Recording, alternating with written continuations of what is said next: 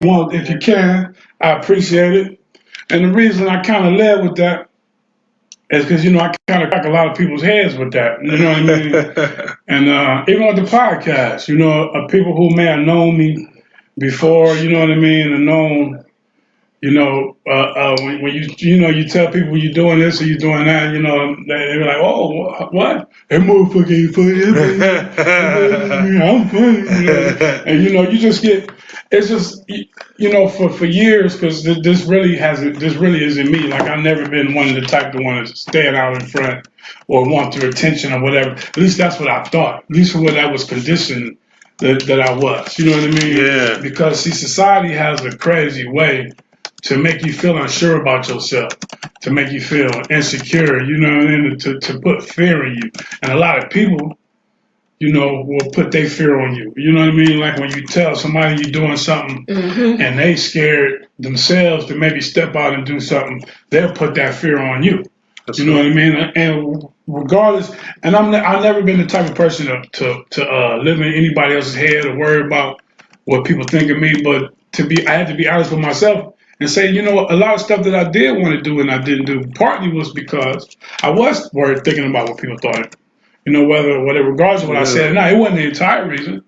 But then a lot of the way I felt about myself was based on how a lot of people felt about me, how people viewed me, you know what I'm saying? So this has kind of been like my journey last few years, you know what I mean, trying to reinvent myself.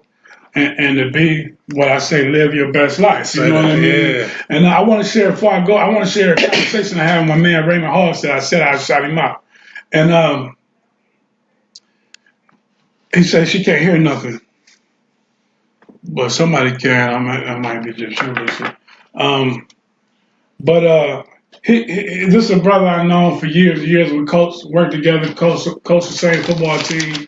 And this was a brother who admittedly mismanaged his funds, you know what I mean? Every year he had 3-4 cars. He was always getting a new whip, kitting them out, rims, music pumping, the whole nine. Yeah. And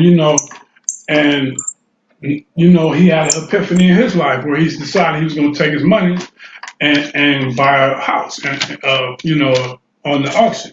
He was going to a house auction and buy a fixer-upper and fix it up and sell it. And he came to me and he was like, man, he told, people that was closer to him about his idea before he did it. Yeah. And he was surprised at the negative feedback that he was getting. Oh, you don't know nothing about, how you going to you don't know nothing about that. It was so many people, he kind of took it back to the point where he almost second guessed himself. Mm-hmm. You know what I mean? But he went on with it, and after a few years of just putting a little money, putting whatever he could, working, he sold his house this year. You know what I mean? Shout out to him. And the people like, well, you ain't going to be able to get what you want in this neighborhood. There was always something negative. People have something to say about That's it. right. And even now, even after he sold the house, he said, he came to me, he was like, man, a cat came up to me like, so what kind of car you going to get now that you sold the house? You know what I mean? So this is like... That's that mentality. Yeah, this is the mentality, man. And these are the people that are closest to him. People who you would expect to support him, you know what I mean? So I just want to just kind of throw this out of discussion and, maybe we can help somebody to, man, everybody going to hate something regardless of what it is. People going to hate what you do, but you got to have the courage to step out and be who you want to be. That's know right. what I mean? And so... That's what I really want to encourage each and every one of y'all to do such a thing. You know what I mean? Just, hey, whatever it is, don't caution to the wind. Look inside and be the best you can be, regardless of what anybody else got to say. If they don't like it, you know what I mean? Kick bricks. Hey, Jerome Jackson said you're doing a great job reinventing yourself. I appreciate it, my brother. Definitely. So we're gonna go ahead and throw that out there. So while we got you, Tommy, we're gonna go ahead and get you to chime in. I'm just listening to what you were saying. Okay. I definitely agree with that. You gotta live your best life by the means that you have. You feel me? You can't look at what's going on around you. You feel me? And then don't be too focused on too far ahead. It's I understand in life now being where I'm at. This call is originating from an Ohio correctional facility. I'll keep it all the way 100, baby. The full disclosure. The full disclosure show. Go ahead, Tommy. They interrupted you, fam. Keep going. Yeah, I apologize. I told you I'm gonna cut in a couple times. But I understand now where I'm at in life that a vision without any action is simply a dream, but you can't let what you see mess up your vision.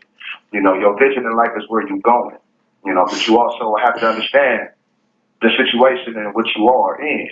So I definitely agree with finding a way to live your best life, as I'm doing now, even in here in my current situation. A lot of people don't understand it when I tell them that, really honestly, I'm more free today, incarcerated, than I had ever been in my entire life, free on the streets. And I did some things, and I'm doing 8 years. I'm almost doing a decade. But this time has made me better because it's helped me realize and open my eyes to certain ways and areas in my thinking that I've grown accustomed to, thinking that the way that I was moving was proper, and now realizing over this time that everything you see isn't exactly what it is. You really have to look at an image for what it is. You can't you depict the lifestyle that you live, of course.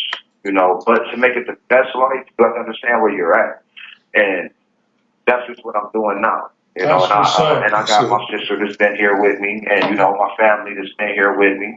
For the ones who have been here with me, and I appreciate that much. Like right now I'm in college. I would never been in college on the streets. not the lifestyle that I was living, the way that I was going.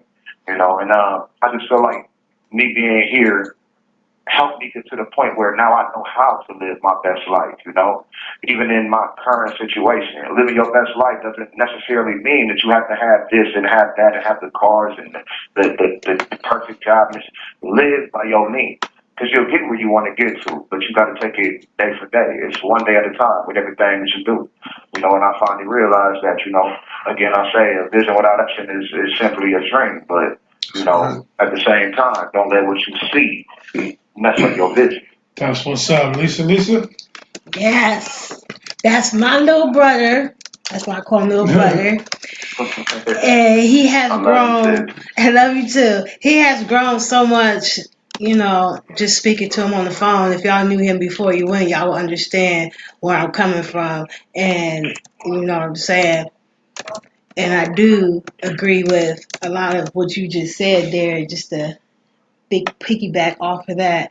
You know what I'm saying? A lot of things that I was wanting to do, dreams and accomplishments or things I wanted to accomplish, I didn't want to do because I was scared of judgment, especially growing up in middle school, high school, I guess I wasn't the most popular person. So I already had a lot of negative talk about me or just people just talking shit, just haters or whatever. So that kind of made me subconscious. It also included the things that I was going through, just normal teenager stuff growing up, you know what I'm saying? That compiled in with people talking about you, you know what I'm saying? And now I'm an adult, I realize they're going to talk about you no matter who you are, what you do, what you wear, what you look like. They don't You know care. what I'm saying? Just my mom used to tell us, they talked about Jesus.